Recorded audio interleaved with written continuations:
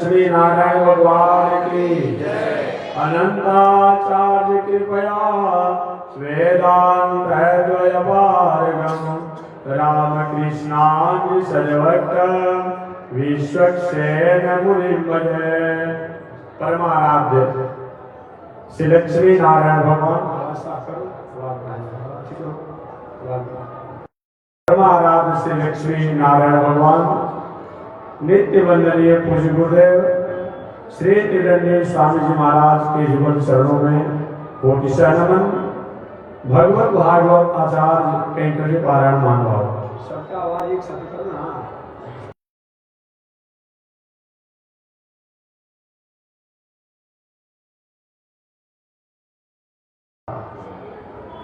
नैमिषारण्य का पावन क्षेत्र है।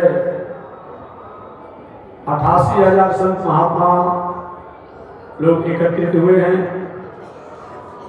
1000 वर्षों तक चलने वाला धार्मिक अनुष्ठान हो रहा है। उस 1000 वर्षों तक चलने वाले धार्मिक अनुष्ठान के अगुआ अध्यक्ष ऋषियों में श्रेष्ठ श्री सौनक ऋषि हैं। उस पावन आयोजन में श्री सूत जी महाराज उपस्थित हैं। सौनक ऋषि ने पूछा था कि हे सूत जी, मानव के कल्याण के लिए सबसे सरल और सहज साधन क्या है? साधन तो अनेक हैं, अनंत हैं, लेकिन सरल और सहज साधन क्या है? तो बस हट जाए क्या प्रचार कितना कर दिया।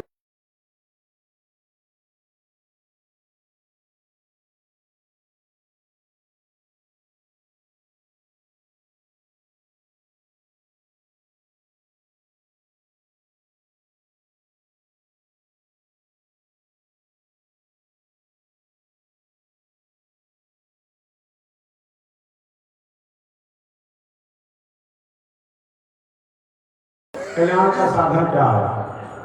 श्री सूत जी ने कहा, ऋषियों मैं आप लोग को वही कथा सुनाऊंगा जिस कथा को एक समय श्री सुखदेव जी ने राजा परीक्षित को सुनाई थी। सुखदेव जी के नाम को सुनते ही ऋषियों के मन में कौतूहल हो गया। महाराज सुखदेव जी तो परम ज्ञानी, परम विरक्त, परमहंस, जिनको जगत से, प्रकृति से और प्रकृति के प्राणियों से बहुत अलग संबंध है, दूरी है। एक तरफ राजा परीक्षित जो राजकाज की व्यवस्था में ही तन्मय और तत्पर रहने वाले हैं, इन दोनों का संगम कैसे हुआ, मिलन कैसे हुआ, इन दोनों का परिचय क्या है? श्री सूत जी ने कहा, ऋषियों वही सुखदेव जी हैं जो मेरे गुरुभ्राता भी हैं और मेरे पूज्य गुरुदेव श्री व्यास जी ने सुखदेव जी के प्रकट होने पर, जन्म होने पर पूरी की पूरी शास्त्रों को, वेद, उपनिषद, इतिहास, पुराण सहित श्रीमद् भागवत महापुराण की कथा को सुना। मैं भी सुना था। कल परिचय सुखदेव जी का मैं बता चुका। आगे ऋषि ने पूछा कि राजा परीक्षित कौन है? तो ये राजा परीक्षित के परिचय बताते हुए सूत जी ने बताया जो महाभारत में लिखा गया है, जो संक्षिप्त कर मैंने बताया था। शंतनु महाराज का प्रथम विवाह गंगा के साथ हुआ। देवी स्वरूपा गंगा के साथ हुआ। शंतनु और गंगा की मर्यादा से, वैवाहिक मर्यादा से एक होनहार बालक हुए जो भीष्माचार्य के नाम से जाने गए। भीष्माचार्य नैष्ठिक ब्रह्मचर्य का पालन करते हुए जीवन जिए। शत्रुघ्न जी का दूसरा विवाह देवताओं की कन्या सरस्वती के साथ हुआ, जो किसी काल में, किसी समय में, किसी परिस्थिति में निषाद के यहाँ उसका पालन पोषण हुआ था और निषाद कन्या के भी नामों से जाने गए।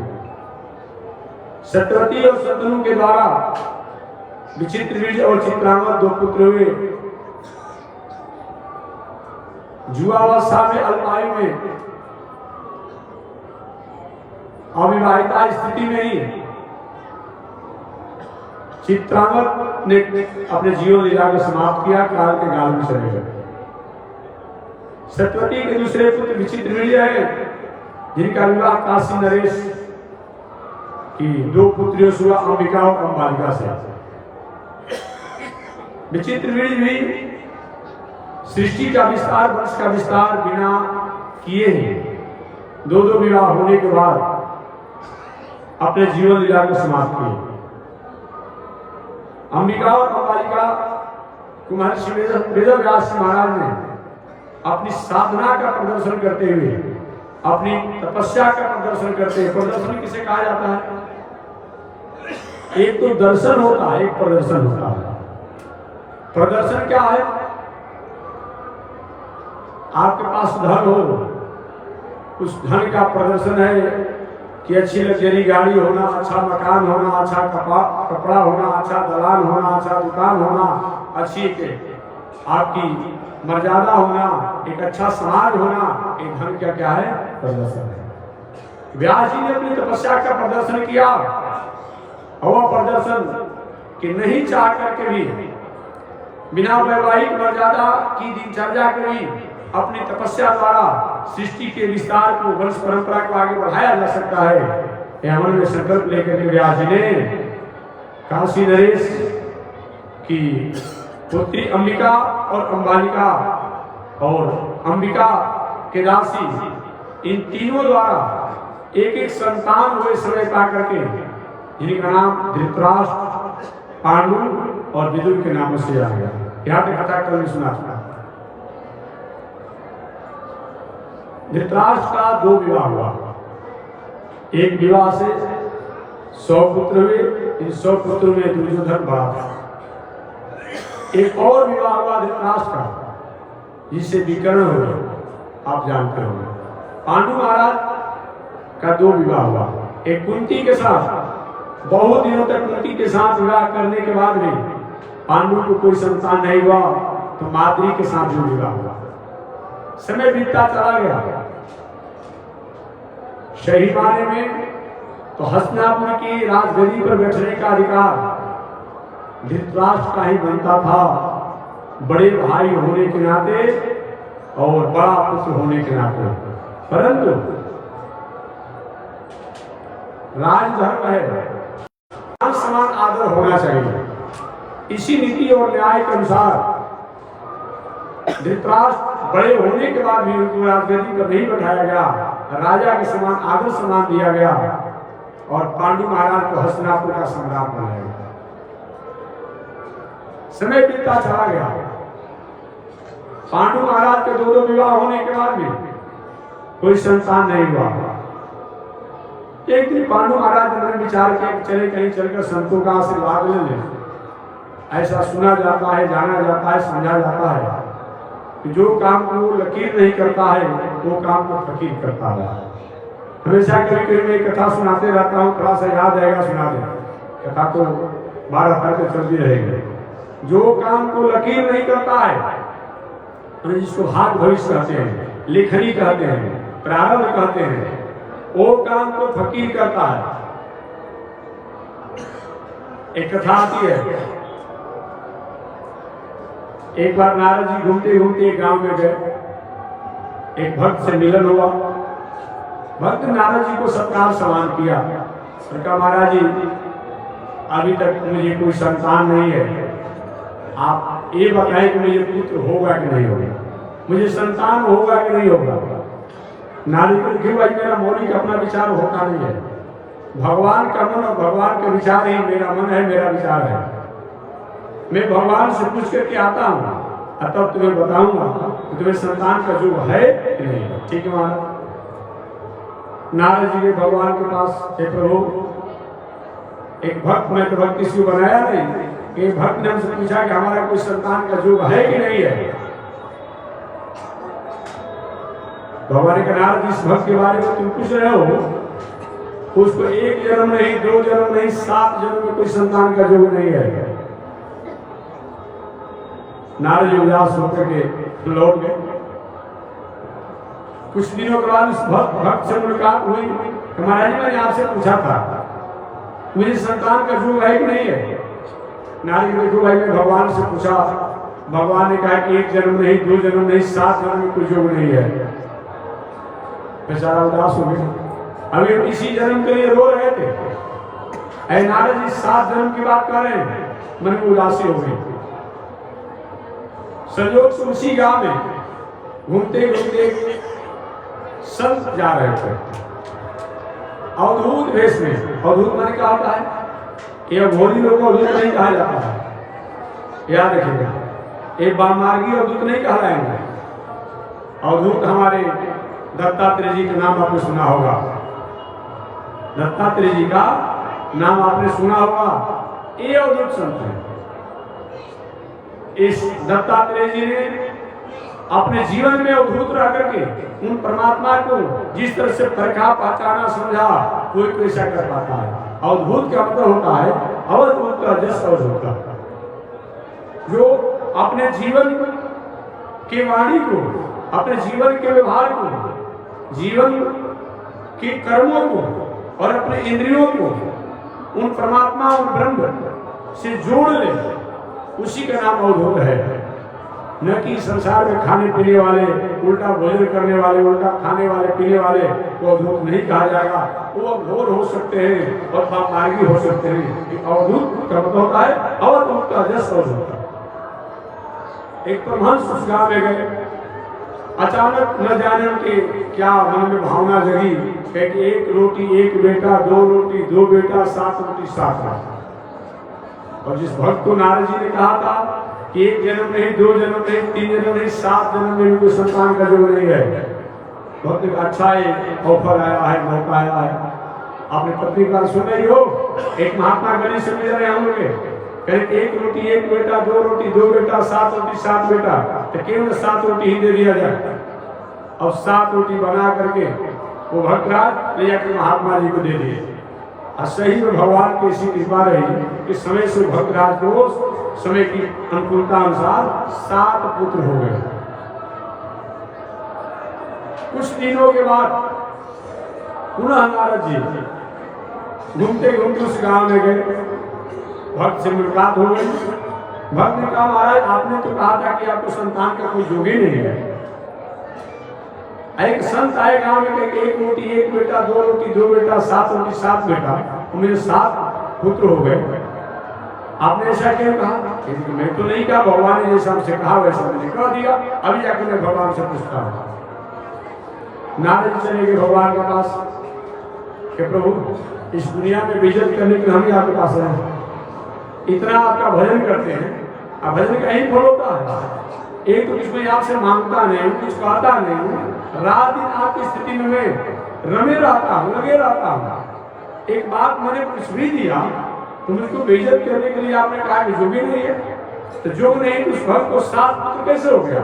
आपने कहा कि 7 जन्म में कुछ नहीं होगा। भगवान ने कहा, नारद तुमने मुझसे क्या पूछा था कि अमुक भक्त को कोई संतान का योग है कि नहीं है, तो तुमने प्रारब्ध की बात किया, तुमने प्रारब्ध की बात बता दिया।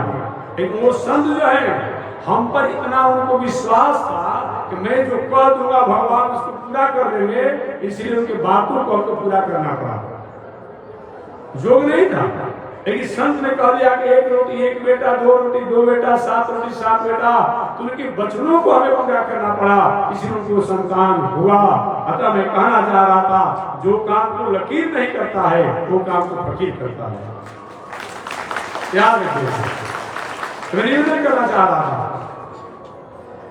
पांडु महाराज को कोई संतान नहीं था, कुंती और माद्री द्वारा कोई संतान नहीं था।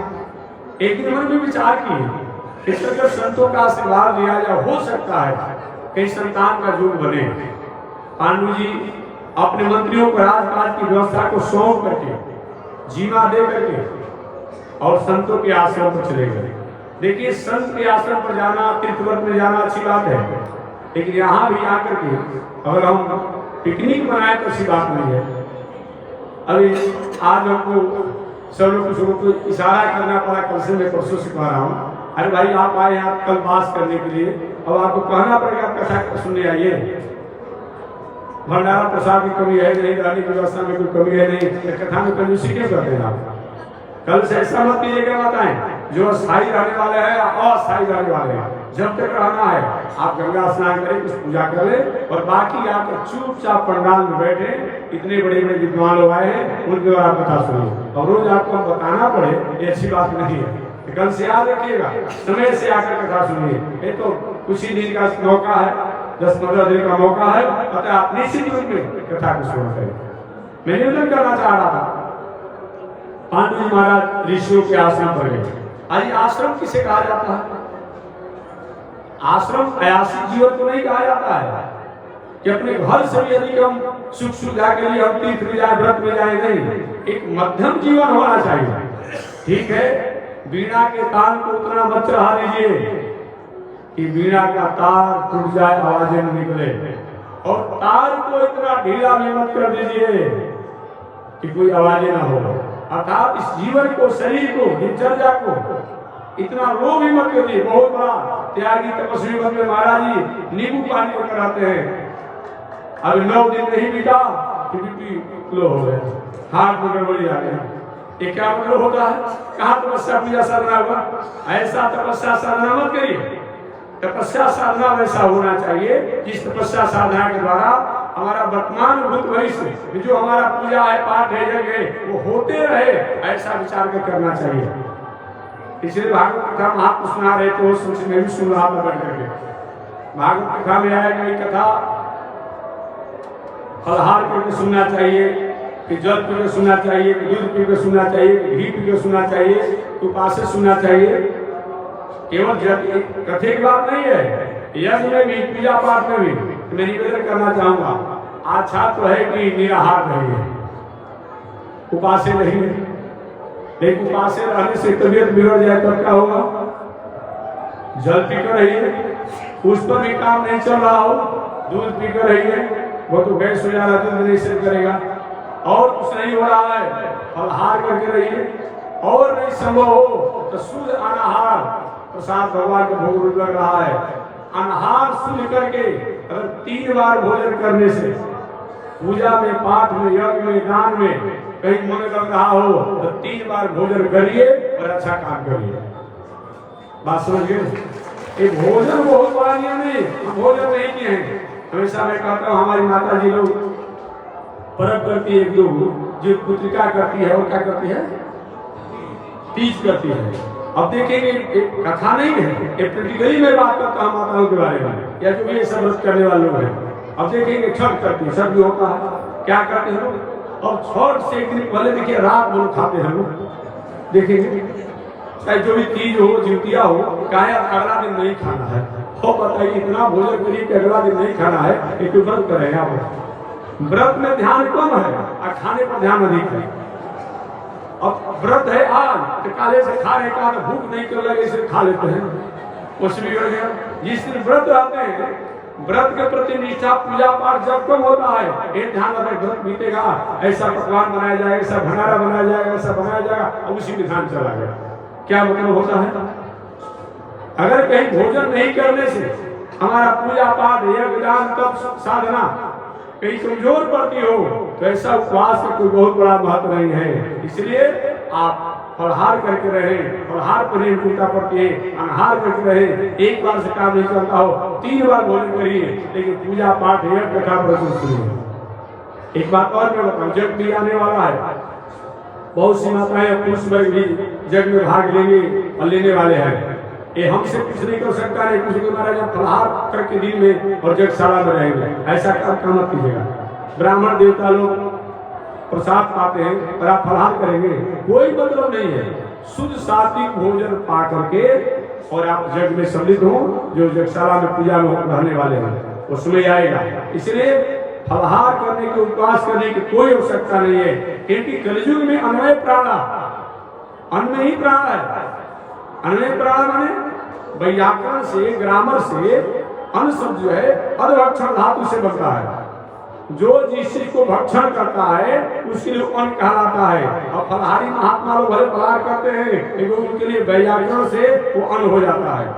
अगर पुराण के अनुसार अन्न को परिभाषित किया जाए कि पुराण के अनुसार अन्न किसे कहा जाता है, जिसके फल को पकने के बाद उसके वृक्ष को जड़ से काट दिया जाए, उसका नाम अन्न है। जैसे धान, गेहूं, चना इत्यादि। दो अर्थ बताए गए। तो मैं निवेदन करना चाहूंगा कि पूजा पाठ, यज्ञ, दान, तीर्थव्रत में सात्विक या तो फलाहार ले या तो सात्विक अनाहार लेकर के और अपना पूजा पाठ करिए, यही बताया गया है। पांडु महाराज ऋषियों के आश्रम पर गए और ऋषियों के आश्रम पर जाकर के अपने दोनों पत्नियों के साथ, अपने सेवकों के साथ रहने लगे। लेकिन बहुत दिनों तक, बहुत देर तक मंदिर में नहीं रहे, और रहे तो थोड़ा सा संयम रखें। हम मंदिर में बरामदा में बैठ गए हैं, जो नहीं बात करना चाहिए वही व्यवहारिक बात करें, दोष लगता है। मंदिर स्तुति, प्रेम, प्रार्थना, शांति के लिए होता है। मंदिर में अपने घर की दिनचर्या और पचड़ा और कचड़ा के नहीं होता है। सारा पचड़ा वही हम अपने आप में चर्चा करेंगे। दोष लगता है। अन्न क्षेत्रे कृतम पापम तीर्थ क्षेत्रे विनश्यति, तीर्थ क्षेत्रे कृतम पापम भज लेको होती। हमारे आप द्वारा कहीं अनजान में कोई हो जाता है त्रुटियां, उसको हम तीर्थ क्षेत्र में जाते हैं तो मार्जन होता है। और तीर्थ क्षेत्र में जाकर के और हमारे द्वारा कोई चूक होता है, उसका एकमात्र प्रायश्चित है, मार्जन है कि दंड भोगना। इसलिए कभी भी तीर्थ, व्रत, पूजा पाठ, मंदिर, संत महात्मा के यहाँ आधे घंटा रहना हो, 5 मिनट रहना हो, वहां कम से कम हम ऐसा आश्रम शब्द न बोले, ऐसी कोई हमारी सेंटिमेंटल न हो, ऐसा हमारा दिल दिमाग न हो कहीं जो हमें चंचल कर दे, भटकाव कर दे, ऐसा नहीं होना चाहिए। पांडु महाराज ने संतों के आश्रम पर अपना डेरा डाल दिया, और डेरा जब डाल दिए तो वहां रहने लगे। एक दिन संयोग से पांडु जी महाराज कहीं अपने शिविर से बाहर निकले थे, अचानक उनको भ्रम हो गया, और उनको भ्रम यह हुआ कि कोई हिंसक जीव जाए, ऋषियों को नुकसान पहुंचाएगा, यहाँ आसपास के जो नगरवासी उनको नुकसान पहुंचाएगा, और उन्होंने बाण छोड़ दिया। राजा का अधिकार होता है, इसे प्रजा का, प्राणियों का, प्रकृति का ह्रास होता है, उस पर अनुशासन करने का, दंड देने का उसका अधिकार होता है।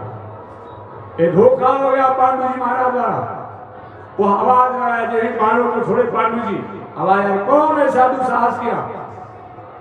मैं कोई अपराधी नहीं हूं, मैं तो ऋषि था, मेरी पत्नी ऋषि पत्नी, दिन में ही मुझे वंश विस्तार के काम की इच्छा हो गई, लेकिन मर्यादा को पालन करने के लिए मैं तपस्या साधना द्वारा अपने को मैंने मृगा का रूप बना लिया और अपनी पत्नी को मृगी का रूप बना लिया, और मैं वंश विस्तार की मर्यादा में लगा हुआ था।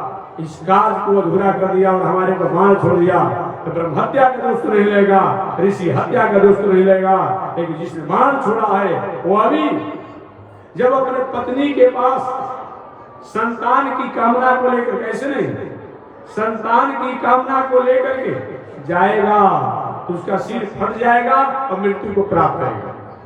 जो जैसा वरदान है उसके अनुसार ही होता है। कभी एक व्यक्ति ने प्रश्न किया था कि रावण को जब सूर्य के पुत्री वेदवती द्वारा जब शाप मिला था कि अपनी पत्नी को छोड़कर किसी नारी को तुम स्पर्श करोगे तुम्हारी मृत्यु हो जाएगी, तो सीता जी को रथ पर बैठा करके रावण ले गया, तो हम उसकी मृत्यु क्यों नहीं हुई? वेदवती का बात सत्य क्यों नहीं हुआ? एक प्रश्न ऐसा रामायण के अनुसार उत्तर देता है। तो मैं निवेदन करना चाहूंगा, सूर्य पुत्री वेदवती भगवान नारायण की तपस्या कर रही थी कि नारायण ही मेरे पति रूप हो। राम से विजय करते हुए निकला, देखा कि एक सुंदर ज्योति जो है तपस्या कर रही है, और जाकर उसे बाहों को पकड़ लिया। उस वेदवती ने, अरे दुस्साहस करने वाले तुम कौन हो? मैं भगवान नारायण को अपने पति रूप ग्रहण करना चाहती हूँ। उसके बालों को पकड़ लिया। वेदवती ने अपने हाथों से बालों को प्रहार किया और उससे मुक्त हुई कि मैं अब जीवन को नहीं जीना चाहती, तुम मेरा स्पर्श किया, लेकिन आज के बाद किसी भी नारी को तुम स्पर्श करोगे काम भावना से तुम्हारी मृत्यु हो जाएगी।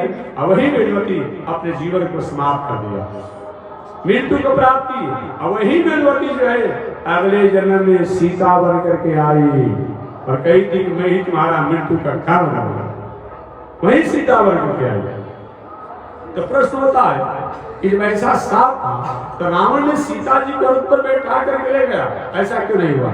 मैं निवेदन करना चाहूंगा, रावण जब सीता जी को रथ पर बैठा कर ले जाना था, आपने जाना होगा, सुना होगा, समझा होगा, भले ही वो सन्यासी नहीं था लेकिन भिक्षुक सन्यासी का वेश बना करके था, और भले वो सन्यासी वास्तविक में था लेकिन भेष बनाने का थोड़ा सा मर्यादा और संयम था। इसीलिए तो जब लंकापुरी में ले गया तो बात द्रौपदी को याद इसको था कि काम भावना से अगर सीता के प्रति मैं स्पर्श करूंगा तो मेरा मृत्यु हो जाएगा। और अपने दास दासियों को लगाया था रावण कि सीते, जो तुम्हें सुख सुविधा में अपनी पत्नी मंदोदरी को लेता हूँ, सारा राज तुम्हें दे दूंगा, लेकिन तुम मेरे पति के रूप में स्वीकार करो।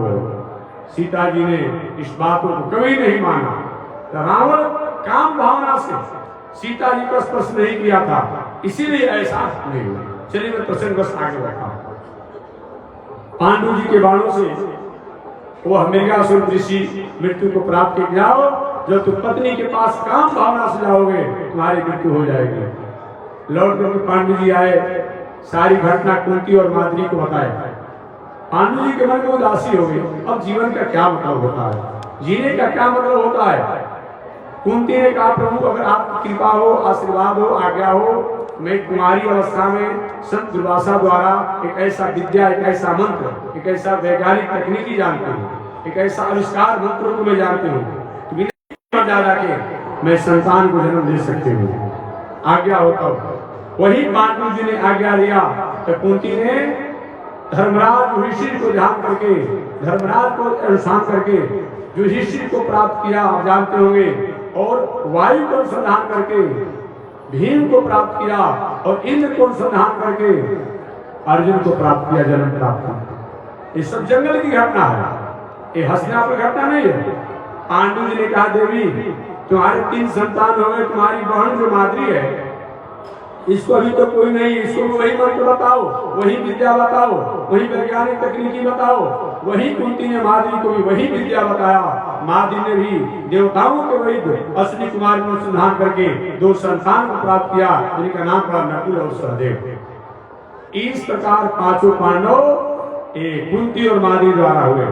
समय बीतता चला गया, जंगल की सारी घटना है, हंसना पर घटना नहीं है। समय बीतता चला गया, समय बीतता चला गया। प्रारब्धम परिभुज कर्म सकलम प्रसीद कर्मांतरः अवश्य भोक्तव्यम कृतम कर्म सुहासनम।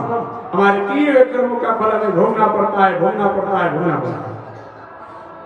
पांडु जी को जो ऋषियों का साथ लगा था, एक दिन जानते हुए कि हमें साथ मिला हुआ है, जाकर माद्री से काम भावना से जाकर उस माद्री को स्पर्श किए, और इसमें माद्री पांडु जी की मृत्यु हो गई। जंगल में हाहाकार मच गया, जंगल में ऋषियों ने आकर संतावना दिया। कुंती और माद्री दोनों सती होना चाहती थी। ऋषियों ने आकर समझाया, कुंती को ऐसा नहीं होना चाहिए। माद्री का मैं तो नहीं मानूंगा, मेरे कारण मेरे पति की मृत्यु हुई है, मैं अपने पति के साथ सती होऊंगा। वही पांडु के साथ माद्री सती हो गई। तो माद्री के 2 पुत्र नकुल और सहदेव, और कुंती के 3 पुत्र जो हैं युधिष्ठिर, भीम और अर्जुन, ये 5 की माता कुंती कहलाई। 5 की माता कुंती कहलाई।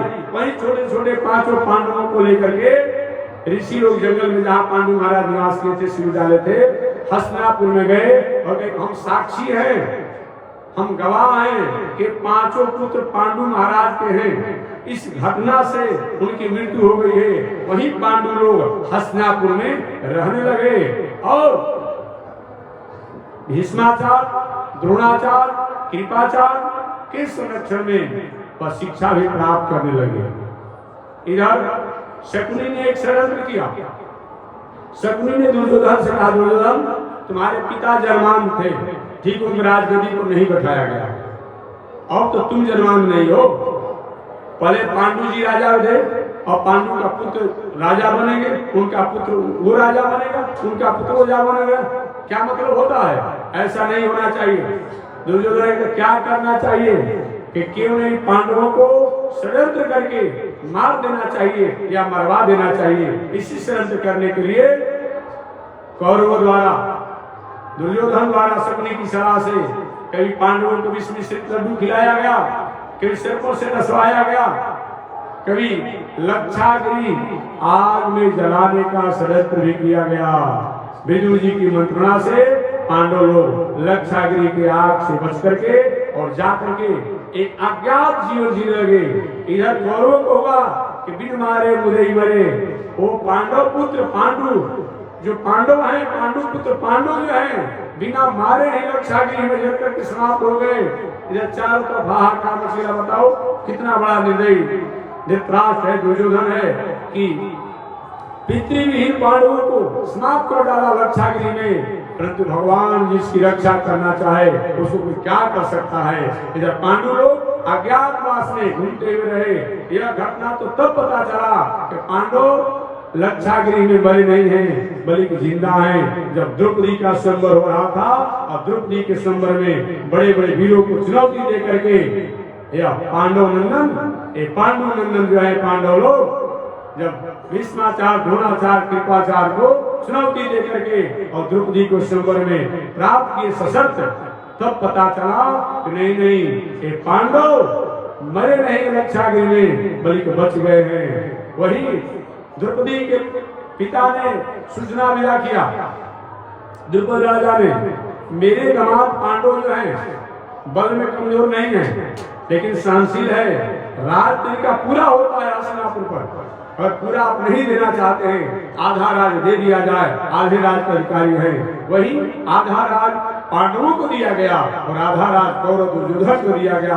पांडवों को जो राज दिया गया वह इंद्रप्रस्थ के नामों से जाना गया, दुर्योधन को जो राज दिया गया वो हस्तिनापुर के नामों से जाना गया। जैसे दो भाई हो, एक भाई को एक मकान बिल्डिंग मिल जाता है और एक भाई को एक प्रति जमीन मिल जाता है। तो पांडवों को वो खड़हर मिला, जमीन इंद्रप्रस्थ मिला जो अपने से विकसित किए, काल कथा में बताऊंगा। और दुर्योधन को हस्तिनापुर का मूल राजधानी प्राप्त किया। इस प्रकार पांडव अपने राज के विकास के लिए रात दिन लगे रहे। इस प्रकार चलते रहा। तो शेष कथा अगले दिन में निवेदन करूंगा। आज इसी के साथ वाणी विराम अभी छोड़ देते हैं। पांडव लोग नया राज मिला हुआ है, उस राज को किस तरह से विकसित कर रहे हैं, शेष चर्चा अगले दिन। इसी के साथ वाणी विराम। एक बार भगवान का श्रीमन नारायण लक्ष्मी नारायण श्रीमन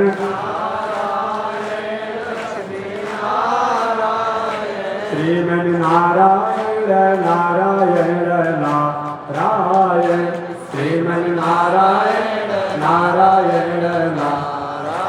बोलिए श्री लक्ष्मी नारायण भगवान की, विश्व वंद्याचार्य श्री त्रिदंडी स्वामी महाराज की। हरि ओम। शांति शांति शांति।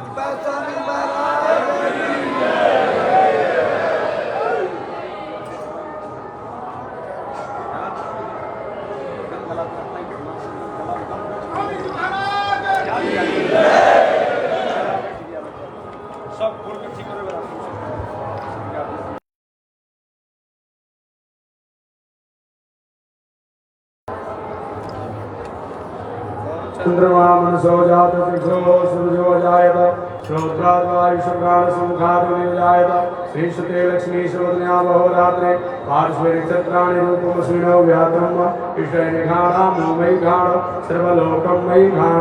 लक्ष्मी नारायण भगवान की जय, स्वामी जी महाराज की जय। हरि ओम। शांति शांति शांति।